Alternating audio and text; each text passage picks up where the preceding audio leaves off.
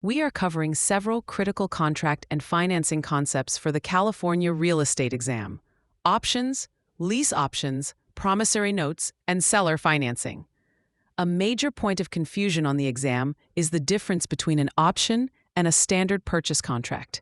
An option is a unilateral contract. This means only one party, the seller, is bound to perform. The buyer, called the optionee, pays an option fee for the right, but not the obligation, to purchase a property at a set price within a specific time frame. A purchase agreement, on the other hand, is a bilateral contract, where both the buyer and seller are obligated to perform.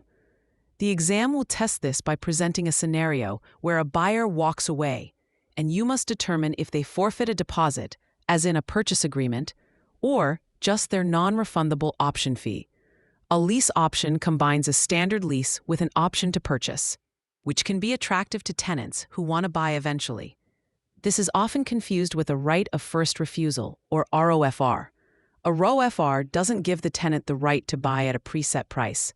It gives them the right to match any offer the owner receives from a third party before the owner can sell to that party. The exam loves to test this distinction. An option holder can force the sale at their will, while a ROFR holder must wait for the owner to decide to sell and receive an offer. Moving to financing, it's crucial to understand the difference between a promissory note and a deed of trust. The promissory note is the evidence of the debt. It's the IOU that contains the promise to repay the loan with specific terms. The deed of trust is the security instrument that ties the loan to the property. It's what allows the lender to foreclose if the borrower defaults on the note. Think of the note as the promise and the deed of trust as the collateral for that promise. In a seller carryback financing arrangement, the seller acts as the bank. The buyer gives the seller a down payment and then a promissory note and deed of trust for the remaining balance of the purchase price. This is also known as a purchase money trust deed. Finally, a significant red flag for the exam involves securities. When an agent begins arranging loans by pooling funds from multiple investors or selling fractional interests in promissory notes, this can be considered a securities offering. These transactions are heavily regulated and require a securities license. The exam will expect you to recognize that this activity goes beyond a standard real estate license and falls under the jurisdiction of the Department of Business Oversight.